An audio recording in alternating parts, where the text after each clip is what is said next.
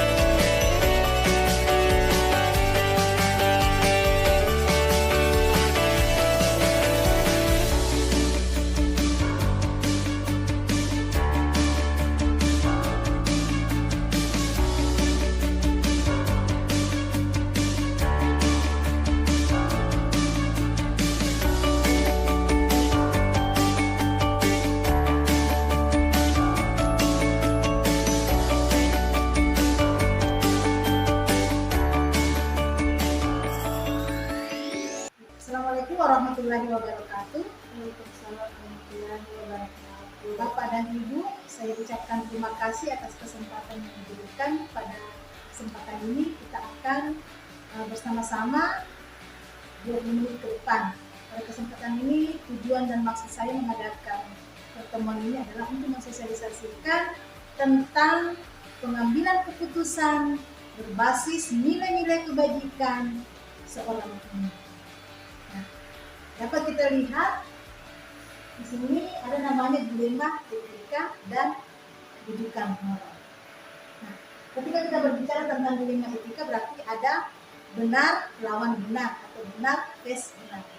Ketika situasi seperti ini kita akan memilih antara dua pilihan, yaitu secara moral yang bertentangan. Nah, pilihan yang kedua adalah rujukan moral. Rujukan moral ini adalah benar versus salah. Artinya situasi ini adalah ketika seseorang membuat keputusan antara benar dan salah. Oke, lanjut. Ada namanya prinsip-prinsip dilema etika. Ada 3. Yang pertama itu adalah berbasis hasil adil atau melakukan demi kebaikan orang banyak, atau yang kita kenal dengan berpikir berbasis hasil adil. Dan yang kedua, menjunjung tinggi nilai-nilai prinsip diri atau sering kita disebut dengan berbasis peraturan. Yang ketiga adalah melakukan sesuatu yang diharapkan oleh orang lain yang dikenal dengan berbasis peduli atau empati. Baik, kita lanjut. Ada 4 ya paradigma dilema etika, yaitu paradigma individu melawan masyarakat. Yang kedua, keadilan melawan rasa kasihan. Yang ketiga, kebenaran melawan kesetiaan, dan terakhir adalah jangka pendek lawan jangka panjang. Oke, lanjut.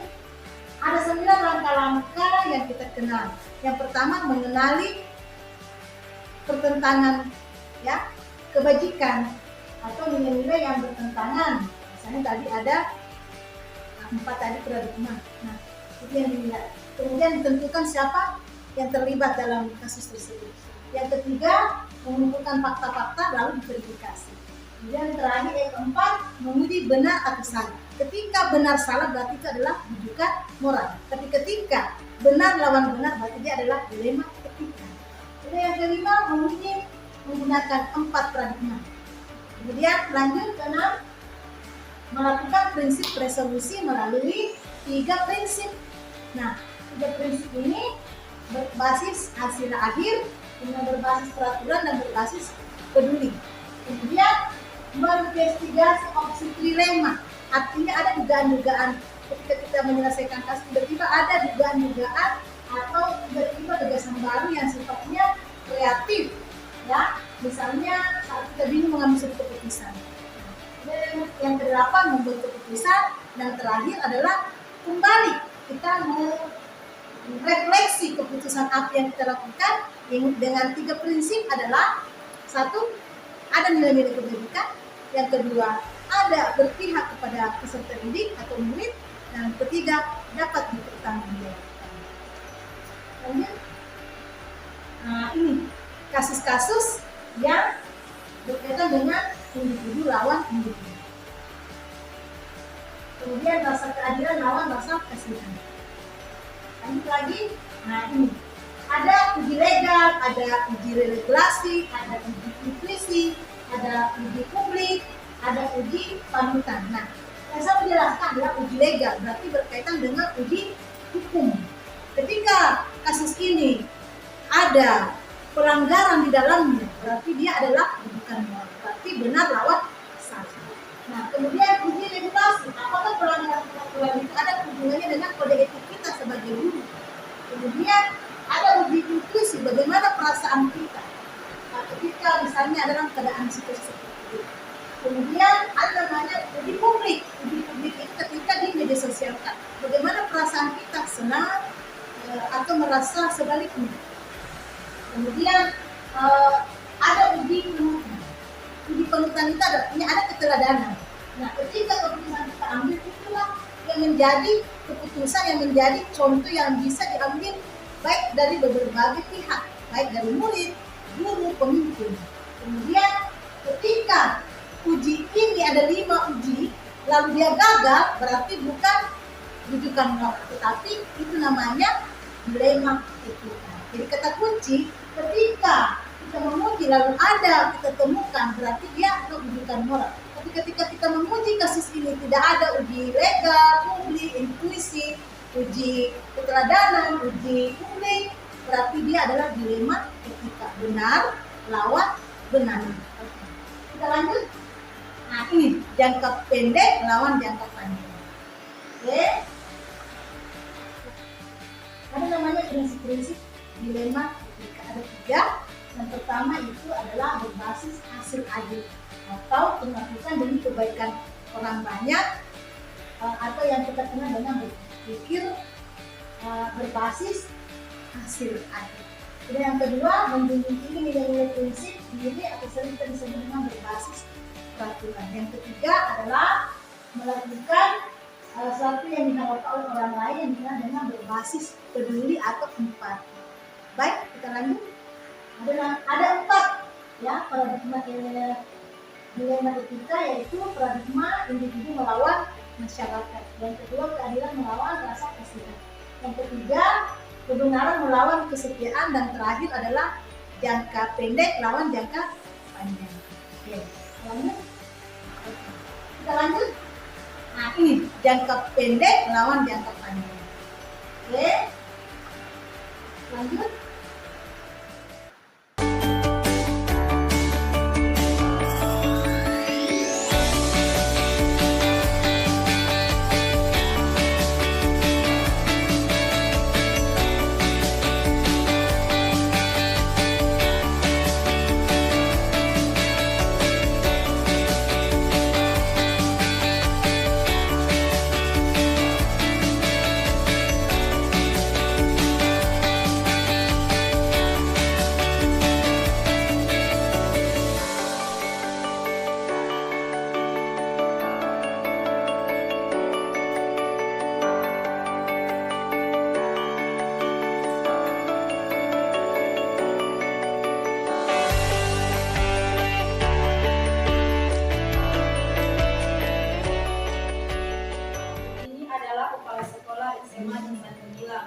Ia seorang kepala sekolah yang cerdas, berbakat, dan juga inovatif. Anggota komunitas sekolah memiliki hubungan yang positif dengannya, dan mereka menaruh kepercayaan yang tinggi padanya. Ibu Lini juga seorang wirausahawan yang sukses dalam bidang kuliner. Baru-baru ini bisnisnya mendapat penghargaan dari pemerintah sebagai UKM berprestasi, dan Ibu Lini mendapat hadiah berupa pelatihan bisnis selama 3 bulan di bawah bimbingan mentor pebisnis yang sukses. Sampai di situ. Baru-baru ini juga ia mendapat laporan bahwa sedang banyak terjadi permasalahan di SMA Insan Gemilang, sekolah yang ia pimpin. Guru-guru mulai menurun motivasi kerjanya, siswa-siswa banyak yang melanggar peraturan, dan orang tua murid mengeluh karena menurunnya kualitas pendidikan di SMA Insan Gemilang. Bila ia mengikuti program pelatihan bisnis itu, artinya ia harus meninggalkan sekolah selama 3 tahun di tengah kondisi sekolah 3 bulan di tengah kondisi sekolah yang sedang membutuhkan kehadirannya. Di sisi lain, ia sangat ingin mengikuti program tersebut karena ia yakin akan mendapatkan banyak ilmu untuk mengembangkan bisnis keluarganya. Ada dilema antara kepentingannya sebagai individu dan kepentingan orang banyak, yaitu warga sekolah di sini. Manakah yang sebaiknya dia pilih? Itu contoh kasus individu lawan masyarakat. Kira-kira Bapak Ibu ada yang bisa memberikan alasannya mengapa individu lawan kelompok? Ada yang bisa? Ibu Dini itu kan kepala sekolah, dia selama ini bebas. Tapi ada bisnisnya juga. Nah bisnisnya itu ada juga orang banyak juga. Jadi dulu ini ceritanya dia termasuk pemimpin dua-duanya kan. Ada guru-gurunya, siswa sebenarnya satu ini juga ada bawahannya dalam arti anak buahnya. Orang banyak juga, dia bantu juga orang banyak, Tapi ketika ada masalah di sekolah, nah sekarang apa yang harus dia lakukan? Karena ketika dia diberi penghargaan, dia harus lanjut pelatihan 3 bulan. Nah sementara sekolahnya juga kacau, tapi dia sudah ini. Nah, ketika kita mengambil keputusan, tidak ada benar, masih begini. Ketika kita ambil keputusan, tidak ada yang benar. Kenapa salah jawaban? Tidak ada jawaban yang salah di sini ya. Tidak ada jawaban salah karena benar lawan benar. Tidak ada jawaban salah. Masing-masing begitu. Ada ini. Kalau Ibu Dini harus pergi pelatihan, apa alasannya? Kalau misalnya jangan dia pergi pelatihan, apa alasannya? Kalau berdiri saya pelatihan itu kan tidak semuanya harus bos yang pergi. Betul. Ada bawahan. Betul. Misalnya bisnisnya bodi kan Ya.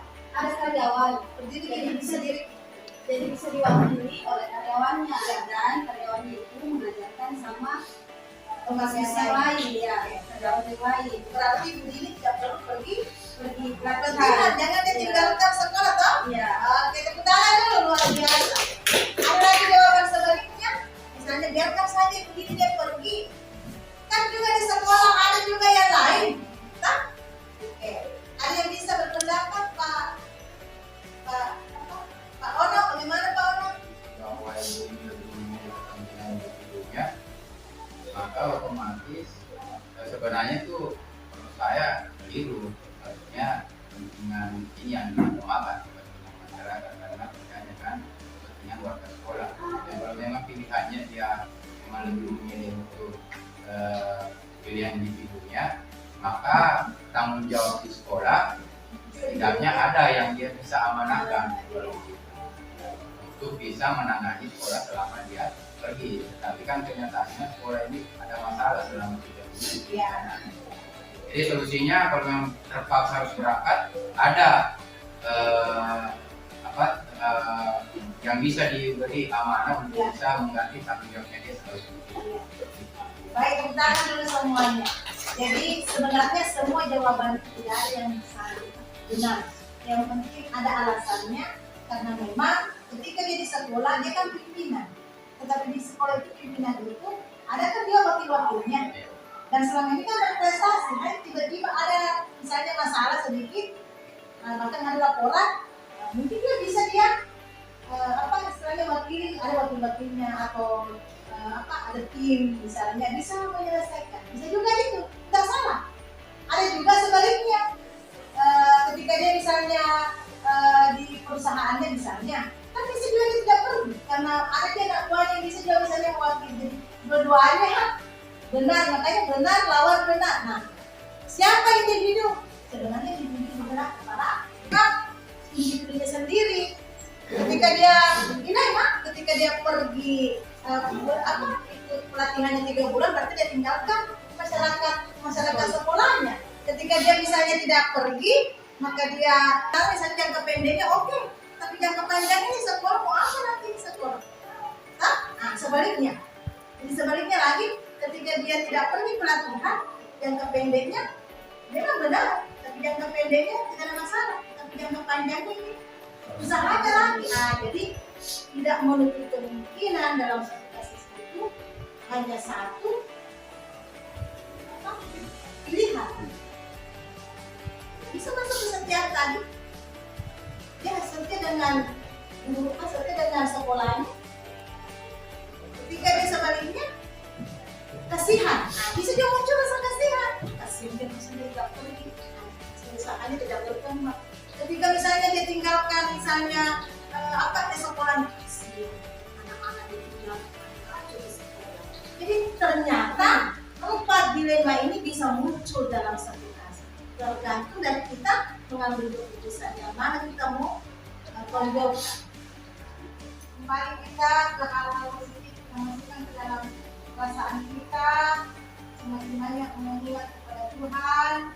Kemudian pelan-pelan tarik nafas, masukkan ke daya ke dalam hidung kita, tarik nafas, usahakan udara masuk dengan segar. Kemudian mulai kita pikirkan yang hal-hal positif, pelan-pelan keluarkan nafas kita, ulangi sekali lagi. Ya. Tutup matanya, bukan. Sekarang usahakan satu tangannya tangan kanan sentuh bagian perut kita. Coba rasakan apakah perut kita kembung atau mengembang. Kita mulai rasakan, coba ada ion positif dalam tubuh kita. Semoga apa yang kita rasakan ini berbagi ke bagian-bagian tubuh kita yang lain. Pikirkan hal-hal positif, selalu banyak memperbanyak istighfar, memperbanyak ingat kepada Tuhan. Ulangi kembali sekali lagi, tarik nafas, pelan-pelan keluarkan. Ulangi sekali lagi, tarik nafas, pelan-pelan keluarkan. Ambil tarik nafas lagi, pelan-pelan. Pegang salah satu anggota tubuh kita dalam hati perut, kita rasakan tumbuh atau mengembang. Pelan-pelan keluarkan nafas kita. Kembali pelan-pelan. Pelan-pelan buka matanya. Kita rasakan. Demikian apa yang saya sampaikan kepada Bapak dan Ibu, mudah-mudahan bermanfaat dan insya Allah kita akan sharing terus. Kami sebagai calon guru penggerak angkatan kelima Kota Kendari dari SMP 17 selalu berjaya, selalu berbagi, berkolaborasi dengan teman-teman. Terima kasih. Demikian, wabillahi taufiq hidayah. Wassalamualaikum warahmatullahi wabarakatuh.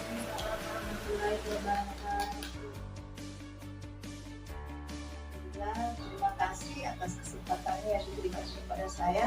Pada kesempatan ini kita akan melanjutkan kegiatan kita yang kemarin sudah sosialisasi tentang bagaimana pengambilan keputusan berbasis nilai-nilai kebajikan sebagai penentu.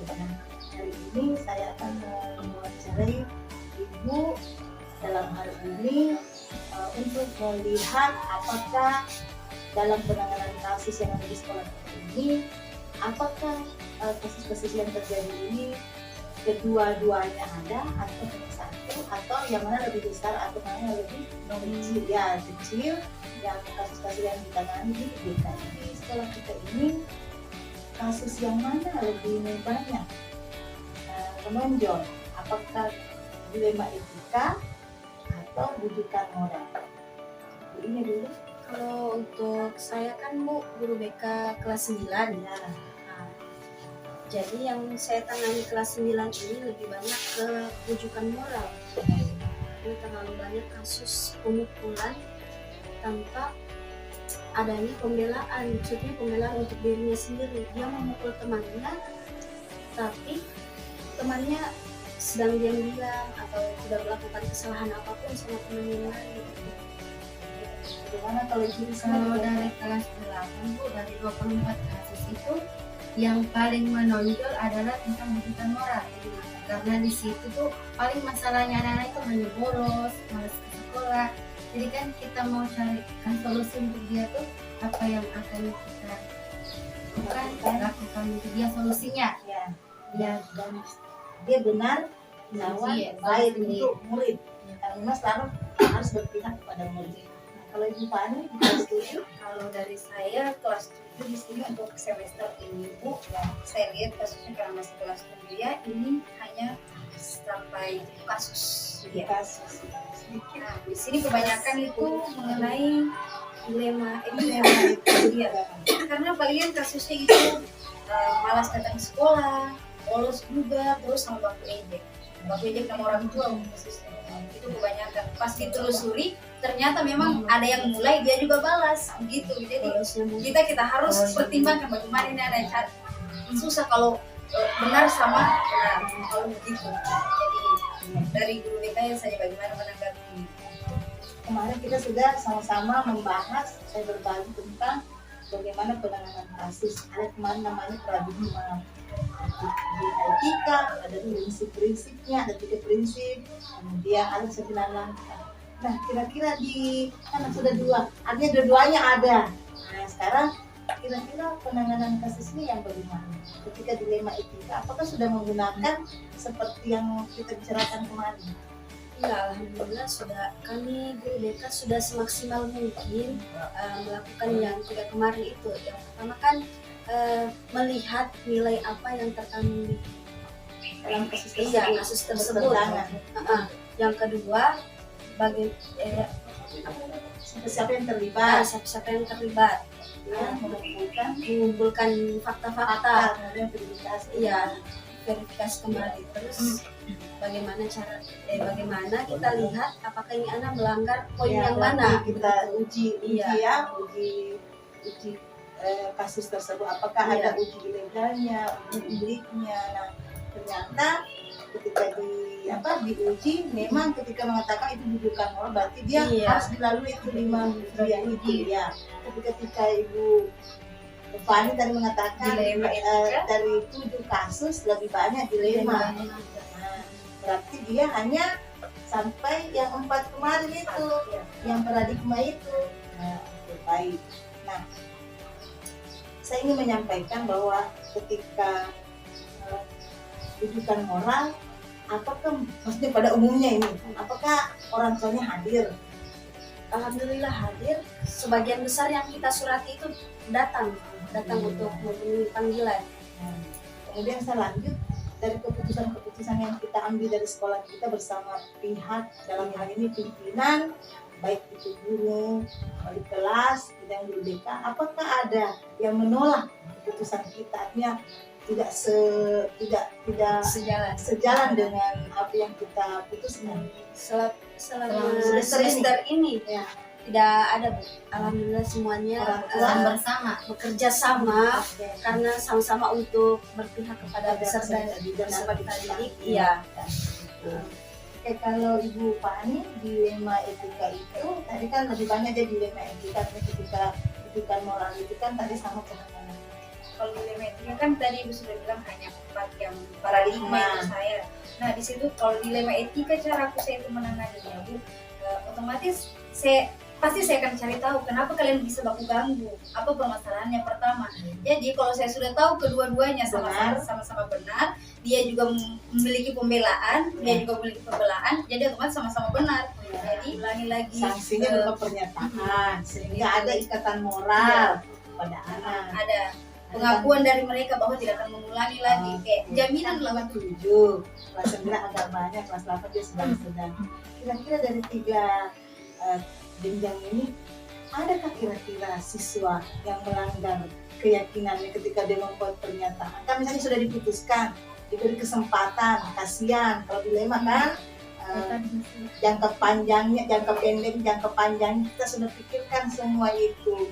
Apa ada kebenaran, ada kesetiaan, kemudian ada individu lawan kelompok. Artinya ketika kita mengambil keputusan, terbeban moral ketika maksudnya ada anak diberi kesempatan, lalu misalnya ada kita komunitas sekolah kita, loh kok anak itu diberi kesempatan padahal dia sudah melanggar, terus kok bisa, nah itu kan semua itu memang itu yang dimaksud bahwa paradigma individu lawan kelompok. Iya. Karena ada satu kasus Bu yang saya tangani ini baru-baru, Ya.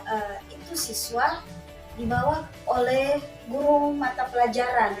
Guru mata pelajaran melihat siswa itu bahwa ini siswa nakal, dibawalah ke ruang BK ini. Ternyata setelah saya analisis, identifikasi permasalahannya, oh ini anak bukan nakal karena dari dirinya sendiri, tapi terpengaruh dari lingkungan dan dari keluarga yang tidak diperhatikan. Berarti dia Iya, bukan berarti kita benarkan anak ini harus bermasalah. Tidak apa-apa dia bermasalah, tidak Bu. Tapi kebanyakan anak ketika dia bermasalah seperti ini tidak semata-mata harus dia saja yang disalahkan, tapi karena banyak faktor-faktor yang mendorong dia untuk berbuat seperti itu. Jadi saya sangat tidak setuju dengan statementnya itu guru mapel yang datang membawa di sini bahwa anak nakal harus dikasih keluarkan. Karena saya berpikir Bu, ini anak semakin kita tekan dia, semakin dia akan berbuat nakal. Dan ketika saya berpikir kalau ini anak putus sekolah dikasih keluar dari sini, orang tuanya akan tambah meremehkan dia. Kan orang tuanya tidak tinggal sama-sama dia Bu. Berarti tadi jangka pendek dan jangka panjang. Ketika kita ambil sikap misalnya keluarkan, tapi bagaimana masa depannya ini? Saya yakin Bu, pasti akan putus sekolah. Iya, nah itu artinya disitulah. Nah, luar biasa. Artinya ketika guru BK mampu, bukan berarti mempertahankan seorang anak, tetapi memang harus kita saling berbagi. Nah, itulah konsekuensi sebenarnya. Artinya kita sebagai pemimpin di sini bukan harus kepala sekolah, tapi sebagai guru mampu berpihak kepada murid. Artinya bukan berarti kita ambilkan murid, tidak, tapi memang haknya anak. Nah, kemudian ketika misalnya anak ini kan dia butuh kesempatan, diberi peluang. Nah, ketika guru sudah mampu memberi peluang, memberi kesempatan, sudah itulah kita adalah guru yang penuntun, ya. Nah, itu yang diharapkan, karena ketika menjadi penuntun berarti anak-anak kita insya Allah akan bahagia. Tapi ketika kita tidak berpihak kepada murid, kita hanya berpihak dengan ego kita sebagai guru, maka masa depan anak hancur. Maka kita tadi ada 3 prinsip bahwa dalam memutuskan satu keputusan memang harus ada nilai kebajikan di dalamnya. Nah, kemudian ada berpihak kepada murid. Tadi kemudian yang ketiga adalah dapat dipertanggungjawabkan. Ketika 3 ini adil, insya Allah ibu-ibu ini, ibu guru yang hebat ini semua ternyata termasuk kita lah ini guru-guru yang mampu membawa anak-anak kita menjadi well-being. Artinya membawa anak-anak kita bahagia, selamat. Bahkan dia bisa bermanfaat nanti anak ini dengan dirinya, dengan orang banyak. Oke. Dan ada satu saya ingin sampaikan. Selain ibu ini sudah melakukan namanya coaching. Bahkan ibu sudah melakukan namanya restitusi, segitiga restitusi. Nah, ketika ibu melakukan seperti itu, insya Allah anak-anak kita tidak ada yang kecewa. Nah, tinggal nanti memang harus kita banyak sharing, banyak kita berbagi, sehingga teman-teman guru mata pelajaran ataupun wali kelas memang harus artinya bukan berarti kita memang harus jadi teladan ya. Jadi maksudnya begini, bukan hanya guru BK, pribadi kita masing-masing harus menjadi teladan. Itu artinya harapan kita. Dan mudah-mudahan apa yang kita bahas hari ini memang saya juga sudah membahas dengan Ibu Haja, Ibu Haja Samuel, dalam hal ini dia adalah pimpinan kita, sama bahwa memang tidak serta-merta kita harus misalnya ketika kita menangani kasus serta-merta langsung seakan-akan kita yang terbaik, dan selalu kita pikirkan anak-anak, jangan selalu memikirkan ego kita. Nah, tidak boleh kita emosi dalam itu. Nah, alhamdulillah baik guru BK-nya maupun pimpinan kita selaras bersinergi kita dalam hal penanganan kasus. Nah, saya dapat mengambil kesimpulan bahwa penanganan kasus di SMP 17 Kendari adalah penanganan kasus yang berkaitan bagaimana seorang pemimpin bisa mengambil sebuah keputusan berbasis nilai-nilai kebajikan seorang pemimpin. Terima kasih Ibu Ine, Ibu Risma, Ibu Fani atas kesempatannya, dan insya Allah kita akan berjumpa lagi dengan sesi berikutnya. Terima kasih. Terima kasih.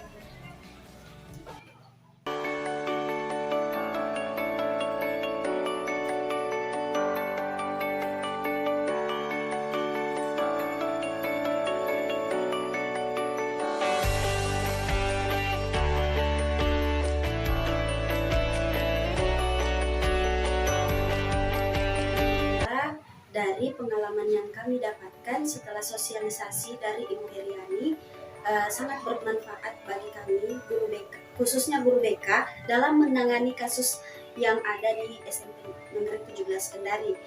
Banyak hal-hal baru yang kami dapat, dan sebenarnya itu sudah kami lakukan di sekolah kami, tapi banyak istilah baru yang ada, dan alhamdulillah ternyata kami sudah benar-benar melakukan yang dibutuhkan besar. Setelah mengikuti kegiatan mengenai aksi nyata CGP dari Ibu Heriani, saya begitu banyak mendapat ilmu baru.